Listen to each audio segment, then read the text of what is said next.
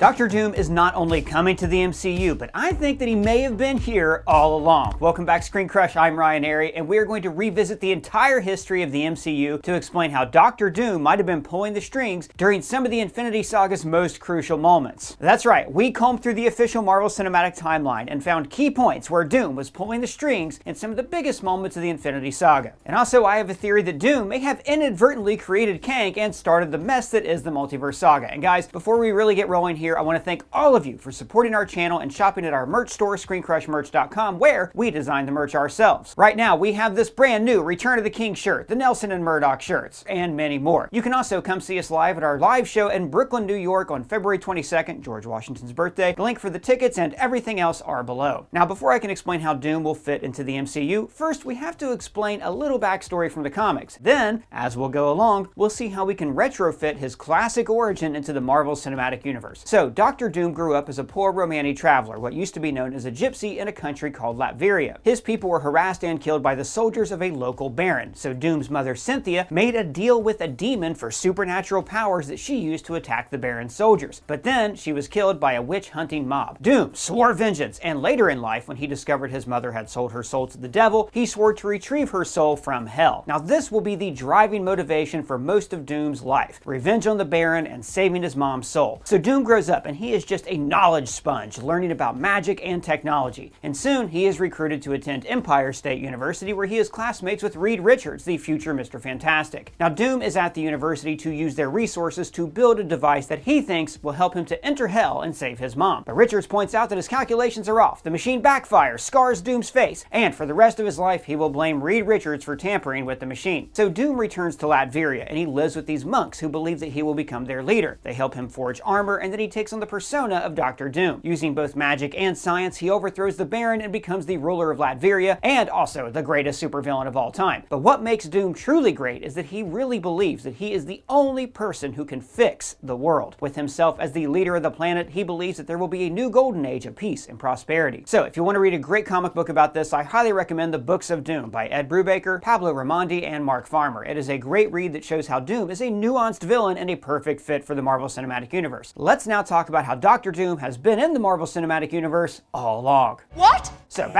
Just a second, person. Hello? Why, certainly. I would love to provide you with my social security number in exchange for entry into a contest. It is 5. Hang it up. But I am eligible for a major award. It's a scam robocall, buddy. Hang up the phone. But they seem so nice. How did they get my number? Dude, that's the messed up part that nobody wants you to know. They got your number and email from online data brokers. Now, the internet is filled with shady people who would pay big money just for access to your private data. For my data, but I'm a little dog. I know, these people are truly evil. Now, I know all this because I used to get a ton of spam phone calls and emails. But you don't get those calls anymore? Never, because I signed up for Incogni. They're the sponsor of this video. Incogni is by far one of the best products we talk about on this channel. This is the app that they don't want you to know about. You would be shocked how much of your personal information is just out there on the internet, like your address and your phone number. Incogni found more than 100 data brokers that were selling my sensitive information. And we're talking like financial details, health history, internet search history, and they were selling this information to the highest bidder. Sold for $2.7 million. Thank you. Several of these agencies were rated 10 out of 10 for data sensitivity, and they sell information about my potential health risks, insurance provider, and credit type. Like, it's really scary stuff. Jeez, well, how'd they get all your private data? Oh, companies can get your info so easy, it is scary. Like, if you sign up for some loyalty card, then these companies can sell your data to giant firms called data brokers that then sell your information to other advertisers. But here's the thing. These data brokers legally have to remove your name from their database if you ask them to. Ah, geez, but I don't got time to contact all these companies and do all that. I'm a busy guy with Dougie business to do. Well, Doug, that's where Incogni comes in. They contact those companies for you. You don't have to do anything, and they alert you when the request has been completed. After signing up, I get almost no spam, and I cannot even remember the last time I got a phone call from my old nemesis, unknown number. So I highly recommend giving Incogni a try. Use my code ScreenCrush with the link below to get 60% off an Incogni plan. It is a great deal that you don't want to miss. Now, back to what I was saying. So, to talk about Doom in the MCU, I gotta lay out a couple ground rules first. Now, at first, I thought that I would go back through the history of the MCU in that timeline book and come up with theories about how Doom is actually behind everything, including Ultron and Civil War. But that would actually undermine the story that we've already been told. Also, if Doom had already been a supervillain for the past 20 years, we would have heard of him by now. So, what we're going to talk about is how the Infinity Saga was actually the origin story for Dr. Doom. We're going to start him at 0 and bring him all the way up to 11. Now, the other question we have to answer is, how old is Dr. Doom? Well, I figured we would make him no older than Tony Stark, born sometime in the early 1970s. This would make him about the same age as Pedro Pascal, who is rumored to be playing Reed Richards. It also means that now Doom could be played by Cillian Murphy, a fan cast that we like so much that we're going to use B-roll of Cillian Murphy as a stand-in for Dr. Doom throughout this video. Now, to kick things off, Doom is going to have a very close relationship to Sokovia, the war-torn home country of Wanda Maximoff that was destroyed in Age of Ultron, because Latveria borders Sokovia. At one point, I thought that Doom should maybe be Sokovian instead of Latverian, but trust me, this works way better. So Latveria borders Sokovia, and maybe at one point they were once part of the same block of nations during the Cold War. So this will give us some fun ways to connect Doom to the Marvel Cinematic Universe. For instance, we know that Zemo is Sokovian and that he is a Baron, Baron Zemo. But in the comics, his father, Heinrich Zemo, was actually the first villain Baron Zemo that Captain America fought in World War II. So let's do something similar here. MCU Zemo's father is the Baron that hunted down and tormented Doom's family as a child. Although if we did want Doom to be Sokovian, then maybe the Baron's castle was the castle from Age of Ultron, but trust me, we're not going to go that way. It's going to be a lot more fun this way. So all that origin stuff with Dr. Doom's mom and the Baron's men, that would have happened in the 1970s or 80s during Doom's childhood. And so then, in the late 1990s, this young refugee starts making high-tech weaponry that catches the attention of S.H.I.E.L.D. Now, at the time, S.H.I.E.L.D. would have been running Project Pegasus, doing tests with the Tesseract. So they recruit young Doom and young Reed Richards to help them study this object. Now, a couple years ago, I posted a video about my pitch for the Fantastic Four, where Reed was a scientist who was studying the Tesseract, and he stole his Tesseract-powered ship after realizing that S.H.I.E.L.D. wanted to make weapons with the cube. It's a pretty good video that we'll actually probably remake and post again soon. So, in the MCU, instead of Reed and Doom meeting in college, they meet at S.H.I.E.L.D. Victor has no formal schooling, but he is just an information sponge. But he resents Reed and the fact that Reed comes from money. He thinks that if he had a fraction of Reed's resources, then he would have done something great for the world, like overthrow the Baron and save his mom's soul from hell. Now remember, at the time, S.H.I.E.L.D. did not realize the Tesseract opened gateways. Hawkeye actually pointed that out to Fury at the start of the Avengers. Yeah, the cube is a doorway to the other end of space, right? The door's open from both sides. But Victor would have figured this out very early on. But he would not tell S.H.I.E.L.D. this information because Victor wanted to use the Tesseract's ability to open wormholes to teleport himself to the realm where his mother was trapped. Now, at this point, Victor has been studying his mother's magic books, but he doesn't yet know enough about these other worlds. He just needs more knowledge, more technology, more time. Remember that for later. So, in secret, Doom builds his own machine to use the Tesseract to travel to another dimension. Reed finds out about this, tries to stop him, and this creates the accident that scars Doom's face. Now, Doom is extremely proud, so from this point on, he will keep his face covered in various ways. He is kicked out of S.H.I.E.L.D. and then he travels the world looking for answers. Now, when Doom was studying the Tesseract, he also studied its history, and how the Red Skull obtained it from a Norse tomb, and how Johann Schmidt believed it was from the gods. Doom would reason that a celestial object like this would have come from aliens, not gods, and he wonders if there are more artifacts like this. So, he builds a device to detect the gamma radiation of the Tesseract and discovers that yes, there is another one of these objects on Earth in a place called Karmartaj. His journey to Karmartaj leads him to the Ancient One, so Doom demands that she teach him her ways. Now remember, at this point, the Ancient One still has the Time Stone, which she can use to look into the future and see possible outcomes. So, she does this for Doom, just like she did for Steven. Strange is meant to be the best of us. But at this point, Doom isn't really a villain. He's filled with anger and resentment, but so is Stephen Strange. Doom just wants to save his mom and keep his people safe. So the Ancient One sees that Doom could be a great force for good and agrees to train him, which would mean that Doom would have been training alongside Caecilius, another MCU villain who was learning magic to regain a lost loved one. So Doom and Caecilius would have struck up an antagonistic friendship similar to the relationship between Doom and Reed. Both of them have an interest in reaching other realms. Caecilius wants to live at Dormammu in a realm without time, and Doom wants to go to hell, which, by the way, I've always thought the hand dimension in Doctor Strange might have actually been hell, because it was unleashing Stephen's worst nightmare on him again and again and again. Now, Doom would have been an amazing student, a fast learner, on track to become Sorcerer Supreme one day, because in the comics, he actually is second in line for Sorcerer Supreme. Several important events in the MCU would have happened while Doom was studying at Carmartage. Tony Stark reveals that he likes to put on armor and fight terrorists. Armor, Doom thinks.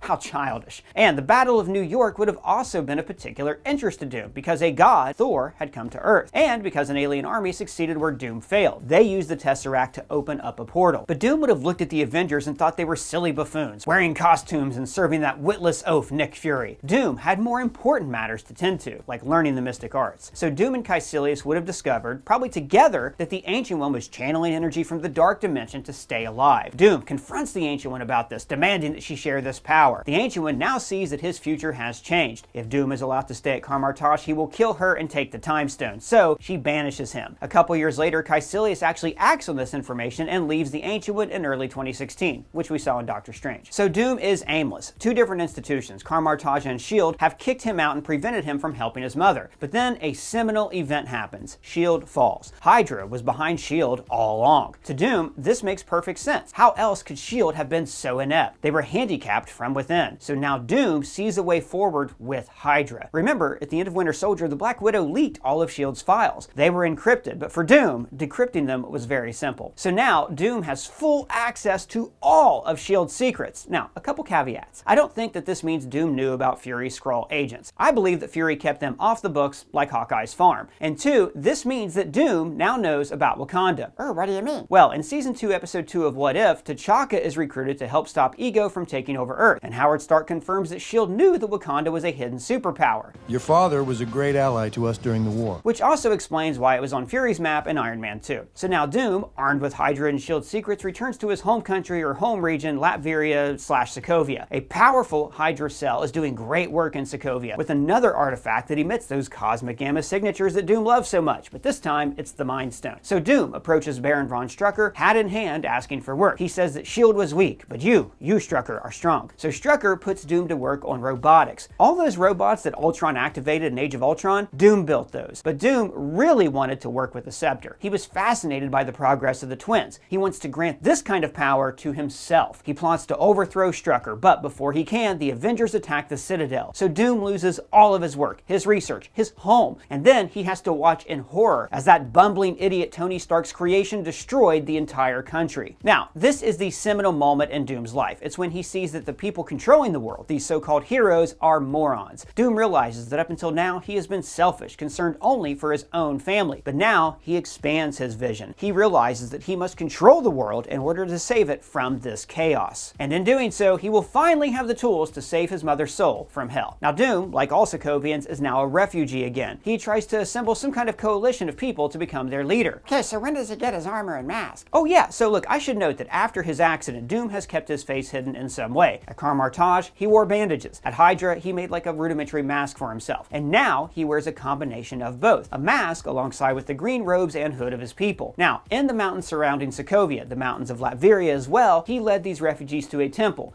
of people who worship him as their prophesied leader. Meanwhile, he sends this band of refugees into the wreckage of their nation to retrieve valuable resources. These robot machines that Doom had built and the vibranium embedded into the earth. So using these salvage machines, Doom can finally wage war on the governments that have hounded his family for his entire life. And so, circa 2016 or 2017, Doom finally becomes the liberator and monarch of Latveria. And this is where he takes inspiration from that idiot Tony Stark. He will build his own suit of armor and become a new kind of Iron Man. He will build his own suit of armor around the world, but this time, he will succeed. Hey, what about Baron Zemo? He's Sokovian. Did he, tell Doom what to do or something? Okay, no. I want to quickly note something here about Baron Helmut Zemo. We have said in the past that it would have made sense if he had a collaborator in Captain America Civil War. And the channel Nando V Movies has a great video about how that collaborator should have been Sharon Carter. But I don't think that Dr. Doom would have worked with Zemo or even been his silent partner. Because after all, Zemo is the son of the Baron that kicked his family off their land. But I do think that he would have met Zemo in these refugee camps, and that he would have given Zemo the means to decipher Hydra's secrets. Millions of pages,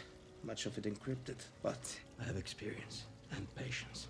I mean, think about it. They're both refugees. They're both in the mountains. They could have met, exchanged resentments about the heroes, and then Doom could have told him what he discovered about the Winter Soldier. It is a neat way to tie Doom into the destruction of the Avengers. And on the same note, there is a way we could also possibly tie Dr. Doom into Thor Ragnarok. Now, there's a weird part of Ragnarok where they don't really explain why Odin stayed on Earth. Why, whatever do you mean? Well, think about it. Odin breaks Loki's spell, but he doesn't go back to Asgard. Now, in the original cut of Ragnarok, Loki was a homeless man, and they changed that in reshoots because it made his death too depressing. So originally, he probably did not remember who he was right up until his death. But in Ragnarok, he's in Norway at peace, living out the rest of his life. Now, this could be because he hadn't had the Odin sleep for so long, and he knew that he was going to die no matter what. Now, Colton Ogburn, the guy who's trapped eternally in our television but doesn't know it, so please don't tell him, Colton thinks that Odin realized that his son Loki would never stop lusting for the throne, so he decided to just let him have it. But there is a way that Doom could have been involved here. Remember, Doom had a passing interest in these Norse gods from when he studied the Tesseract, but now that his goal is to take over the world, he would want to rid the Earth of any of these aliens who could challenge his authority. So he wants to build a Thor tracking device. Now, we saw Doctor Strange use a strand of Thor's hair to create a spell that would help him track Odin. I need just one strand of your hair. Let me explain something. My hair is not to be meddled with. Doom could then use this same spell, tracking down Thor's hair from, I don't know, like any of these battle sites. But instead of leading him to Thor, it leads him to Odin in a nursing home. Now, Doom maybe wouldn't even know who this Asgardian was, but he sees a chance to capture and study one of these aliens. But when he uses his magic on Odin, he breaks Loki's spell, and then Doom and Odin have a fight that destroys the nursing home. Odin wins, barely, but his injuries are so grave and his magic is so spent that he knows that he won't live long, and he returns to Norway. Now, to be honest, that's all fun, but a little bit too convoluted and silly. But here is an MCU connection that makes total sense. In Spider-Man Homecoming, the Vulture wants to rob Stark Tower to sell Stark's gear to a major client. 100% that client should be Dr. Doom. He would want Stark's arc reactor as a potential power source for Latveria and his own armor. And around this time, Doom takes another action that will affect geopolitical power. Remember, he knows all about Wakanda. He knew about Wakanda before T'Challa revealed themselves to the world, because he has decrypted S.H.I.E.L.D.'s files. So Doom, in addition to being a sorcerer and scientist, is also a world leader. So he is very, very good at geopolitics. He would see Wakanda as a threat to him, and he would want their technology and vibranium for himself. So it would be in his best interest to destabilize the nation of Wakanda any way he could. No. You mean? Yes. I think the mysterious illness that killed T'Challa, the disease that no scientist in the most advanced scientific nation on Earth could combat, that disease was actually a spell created by Victor Von Doom. And the reason that only the heart-shaped herb could heal him is because the herb has magical properties. So Doom would have infected him with this spell before the snap. But the spell took years to take full effect. Now, with the snap in 2018, there are two ways forward. One is that Doom was snapped and his rise to power is delayed. But that is the boring option. So let's go with option 2. The snap happens and Doom uses this as an opportunity to rise to power. In fact, maybe he doesn't use his robot army to defeat the Baron and take over Latveria until after the snap. After all, half the Baron's forces would have been gone, leaving the country open for invasion. And there would also be so much chaos happening post-snap that nobody would pay attention to an obscure Eastern European nation being taken over in a coup. In Falcon and the Winter Soldier, we heard it mentioned that Sokovia was divided up by neighboring countries. Cannibalized by its neighbors before the land was even cleared of rubble. So one of these countries was Latveria, and soon all of these countries will become part of Latveria, bowing to their political and technological strength and influence. But wouldn't the governments of the world do something to stop such a madman from extending his grasp of power? Did we learn nothing from Neville Chamberlain at Munich? Well, Doug, remember, this is after the snap. Everybody is trying to keep their own house in order. So poor Eastern European nations would actually welcome the power and stability that Doom would offer them. So by absorbing these countries, Doom also absorbs what's left of Sokovia and the precious vibranium that is beneath the earth. Now look, like I said earlier, you could retcon it and make Doom Sokovian, but he doesn't have to be. But I do think that Sokovia should always be a key point in Doom's life. After Doom overthrew the Baron, he made his home in the Baron's castle. Or he rebuilds the one from Age of Ultron. Whichever option you like the best, that's what it is, but Doom ends up in a castle. So this is where the Doctor Doom that we know and love begins to take shape. Doom begins to send spies out across the world to infiltrate other governments. He even sends spies to Wakanda because some of these spies are Doom bots. sophisticated life model decoys that can pass as human beings. Now, in Wakanda Forever, we saw that Wakanda's standing in the world has slowly been eroded with fear and paranoia that could have been stoked by Doom's own agents. By the end of that movie, the president wants regime change in Wakanda, and I can see Doom's fingerprints all over this. Maybe Latveria was part of a coalition of governments pushing for regime change, or maybe it was simply Doom's agents in the government that were pushing for Wakanda regime change, like Richard Schiff's Secretary of State. The president wants to take offensive action against Wakanda. Destabilization. Make that guy a Latverian Doombot spy. That'd be cool. Right? And Doom would also hate that there would be an entire nation of superpowered aliens on Earth, but there's not much he could do about it right now. However, we did see this news ticker in Spider-Man No Way Home that mentioned political turmoil in New Asgard. So maybe Doom was trying to stir things up as Valkyrie was in a state of transition, trying to take control of the government. Now look, I did go through the MCU looking for a few people who could have possibly been Doom's double agents. I would have liked to have said Hayward from WandaVision, but he's just too much of a dumbass. Also, if one of Doom's men would have had custody of Vision's body, he would have had it returned to Latveria so he could study it. But Doom would have definitely had interest in Wanda Maximoff. For one thing, they're from the same region. For another, she's the most powerful magic user on Earth. So he would have followed the events of WandaVision very closely, especially the part where there was another sorceress with a powerful book of spells. Remember, Doom studied at Karmartaj. He would have browsed that forbidden section where the Darkhold used to be kept right here. He would note that this evil book, the Darkhold, was key to entering Hell and finding his mother. So Doom would want to exploit Wanda's fragile state of mind and her desire to be reunited with her family. Remember at the end of WandaVision when she's using the Darkhold and hears voices?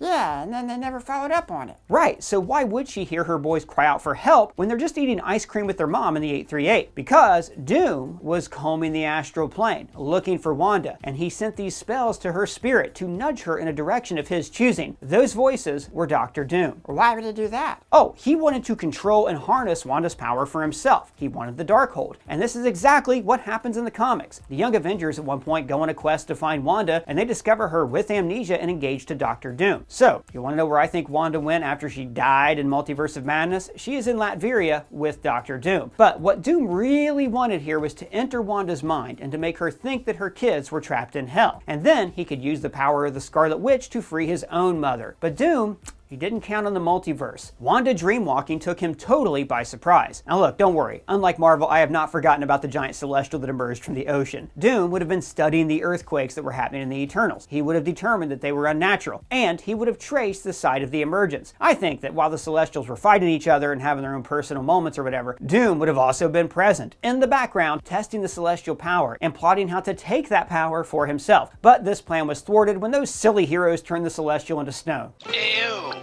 What a waste! Now, around this time is when something key happens. Doom learns about the Skrulls. Maybe this is before Secret Invasion, maybe it's after, doesn't matter. Point is, he captures a Skrull, tortures it, and then when he does, he learns about the Cosmos. All those secrets that Nick Fury kept off the books. The Kree, the Skrulls, the true nature of the Infinity Stones. And one of those secrets is Time travel! Skrulls can time travel? not that we know of. However, we do know that people in space know about temporal mechanics. After all, Nebula knew how time travel worked. And your former present becomes the past. Exactly.